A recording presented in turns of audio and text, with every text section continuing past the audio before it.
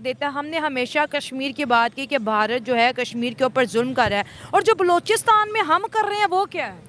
देखें जी, आप मैं तो ये कहता हूँ कि ये कहते हैं कि ना कश्मीर पे जुल्म हो रहा है। भाई पहले अपने पाकिस्तान को ठीक कर लो, अपने सिंध को ठीक कर लो, अपने बलूचिस्तान को ठीक कर लो, उसके बाद जो आप कश्मीर की बात करना, आपके मुंह से कश्मीर की बात करना अच्छा नहीं लगता।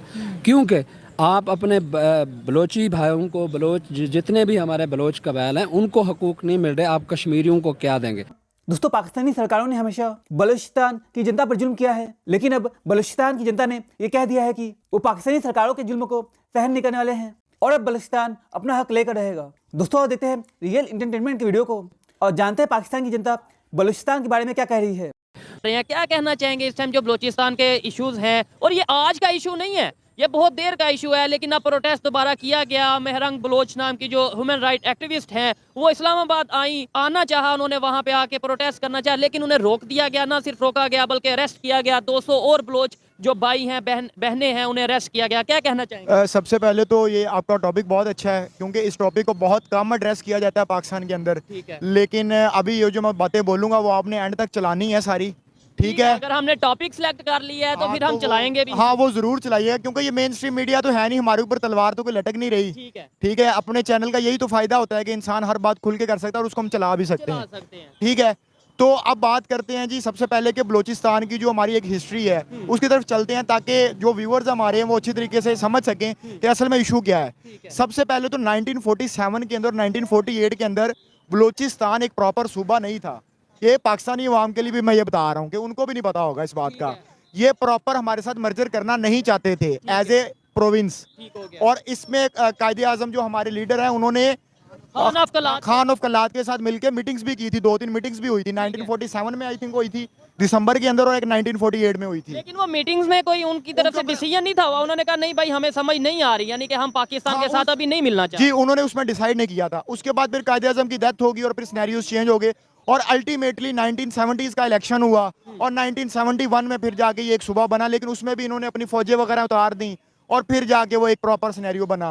तो अब मसला यहाँ पे इस दफा ये आ रहा है कि अब उनके जो मिसिंग पर्सन्स हैं, कि बहुत ज्यादा लोग वहाँ पे मिस हो रहे हैं, वो मिस करने वाले कौन है, कौन लोग हैं जो उनको उठा के ले जाते हैं। और वहाँ पे आपको पता है कि अब बलूचिस्तान के अंदर अब जो वो महरांग बलोच है, वो जो पॉलिटिकल एक्टिविस्ट भी है, सोशल एक्टिविस्ट भी है, वो लेके आई है। अब देखें, डेमोक्रेसी के अंदर तो हर बंदे को हक है कि वो एहतजाज कर सकता है। ठीक है, यहाँ पे तो आप किसी को एहतजाज के साथ रोक नहीं सकते। ना वो बंदूकें लेके आए, ना वो डंडे लेके आए, वो एक पुरअमन एहतजाज करने के लिए आ रहे थे और उनको एहतजाज करने का हक देना चाहिए था। अच्छा, हमारी चीज ये है ना, हम ये डिस्कस करेंगे कि आखिर क्या वजह है, कौन सी ऐसी डिमांड्स है बलूचिस्तान के लोगों की। मेहरंग बलोच की अगर बात कर लें, वो कौन सी ऐसी डिमांड्स लेके आई थी। मैं एक चीज यहाँ पे देखने वालों को बताता चलूँ कि जो मेहरंग बलोच है, मैं काफी हद तक उन्हें जानता भी हूँ, उनके बारे में काफी मतलब ये है, उनके अपने जो फादर हैं वो भी मिसिंग पर्सन में शामिल हैं, और जो मिसिंग पर्सन में लोग शामिल हैं उनमें बहुत से स्टूडेंट्स हैं, सोशल एक्टिविस्ट हैं, हमारी यूनिवर्सिटी से बहुत से ऐसे लोग हैं जो मतलब मेरे करीबी मेरे दोस्त हैं जिनके साथ ये सारी चीजें। उनमें से वो फिगर बता रहे 1000 के तकरीबन 1000 के करीब स्टूडेंट्स और पॉलिटिकल एक्टिविस्ट और सोशल एक्टिविस्ट उसमें शामिल हैं।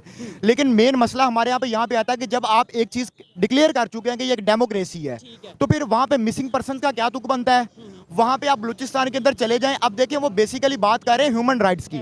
ठीक है, अब एक ह्यूमन राइट्स के अंदर खाना, रिहाइश, साफ पानी, बिजली की सहूलत, ये सब एक ह्यूमन राइट्स में आते हैं ना। तो आप मुझे बताएं कि 70% से ज्यादा जो इलाका है बलूचिस्तान का, वो तो बेसिक फैसिलिटी से ही जो है वो महरूम है। स्कूल, कॉलेज, आप मुझे बताएं कि कितनी गवर्नमेंट यूनिवर्सिटीज हैं वहाँ पे, कितने गवर्नमेंट कॉलेजेस हैं, कितने गवर्नमेंट हॉस्पिटल्स हैं। और आपको इस बात का पता है कि जो हमारी नेचुरल गैस है उसके सबसे ज्यादा जखायर बलूचिस्तान के अंदर है। ठीक है, वो अगर जनूबी पंजाब तक पहुंच सकती है, केपी तक पहुंच सकती है, इस्लामाबाद पहुंच सकती है, तो उन तक क्यों नहीं पहुंच सकती। जो बेचारे वहाँ पे सबसे ज्यादा बेनिफिशियरी तो वो बनते हैं, उनको मिलना चाहिए। और देखिए, और ह्यूमन राइट्स का उनका ज्यादा मसला, मिसिंग पर्सन का एक मसला है, और दूसरा वहाँ पे एजुकेशन की फैसिलिटीज बिल्कुल ना होने के बराबर है। एक ये चीज हम डिस्कस करेंगे कि मिसिंग पर्सन मतलब आखिर क्या वजह। लाइक अगर कोई गलत करता है, मैं अपनी एग्जांपल देता हूँ, फॉर एग्जांपल मैं कुछ गलत कर रहा हूँ, पाकिस्तान के अगेंस्ट कर रहा हूँ, तो भाई कोर्ट में लेके जाएं, मुझे सजा दें, जो भी करें। और ऐसे ही जो मिसिंग पर्सन है, अगर वो कुछ गलत कर रहे हैं, इलीगल एक्टिविटीज में इन्वॉल्व है,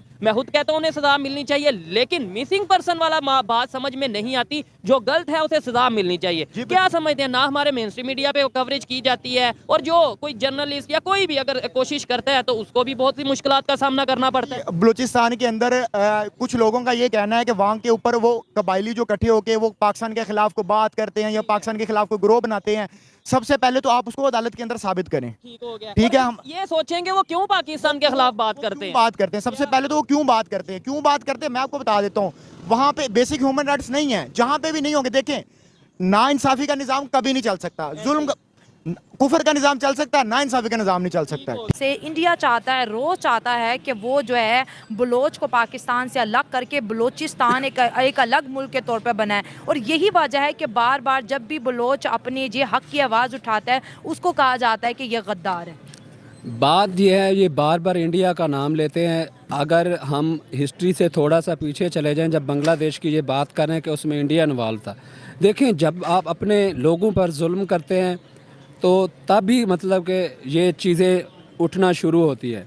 आप जुल्म बंद करेंगे, आप उनके मुतालबात मानेंगे, आप उनके साथ बैठेंगे, तब अब दूसरों पे आप ब्लेम नहीं कर सकते।